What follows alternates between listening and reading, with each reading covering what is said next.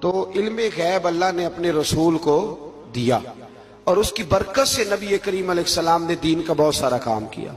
حبیب کریم علیہ السلام نے بہت ساری باتیں، اور بہت سارے ایسے لوگ ہیں جو صرف حضور کا غیب دیکھ کے ایمان لائے، یعنی ایمان ہی غیب دیکھ کے لائے۔ خود حضرت عباس نبی کریم کے چچا، وہ جب بدر کے لیے آنے لگے نا، وہ آنا اس وقت بھی نہیں چاہ رہے تھے، پر قبیلے اور برادری نے مجبور کر کے انہیں ساتھ تیار کیا۔ وہ آئے نا تو جو گھر میں سونا پڑا تھا نا، وہ ایک جگہ پہ چھوڑ آئے۔ اپنی بیوی کو کہنے لگے کہ میں آ گیا تو نکال لوں گا، اور اگر میں قتل کر دیا گیا تو تو نا نکال کے بچوں پہ خرچ کر دینا۔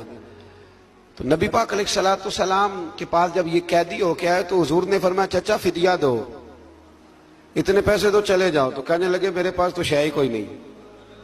وہ جو 15 دن عمرے والے وہاں رہتے ہیں نا، وہ 2.5 من کی شاپنگ کر لیتے ہیں، اور جب کسٹم والا کہتا ہے پیسے دو تو تازہ عمرہ کیا ہوتا ہے، کہتے شے ہی کوئی نہیں۔ یہ ظلم ہے، تازہ عمرہ کیا ابھی آئے ہیں، ہاں جی۔ تو مطلب اتنی وہ خستہ حالی ہو جاتی ہے۔ یہ میں پریکٹیکل بتا رہا ہوں اللہ کے فضل سے۔ ایک سے میں نے کہا تو مجھ سے لے لے، کہتا چپ کرو تسی کو بچ بول دے۔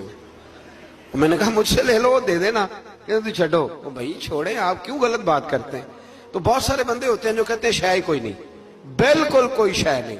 ہاں کوئی پلاٹ سستا بک رہا ہو تو پیسے نکل آتے ہیں، پھر کہتے ہیں میں پھڑے نہیں کسی کو لو۔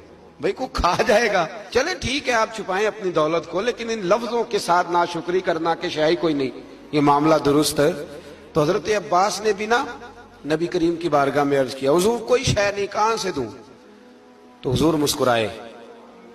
حضور نے فرمایا چاچا جب گھر سے نکلنے لگے تھے تو وہ اکیلے میں میری چچی کو بلا کے جو پیسے دے کے آئے تھے، اور وہ اس کو کہہ کے آئے تھے کہ میں آ گیا تو میں تمہیں بتاؤں گا کیا کرنا ہے۔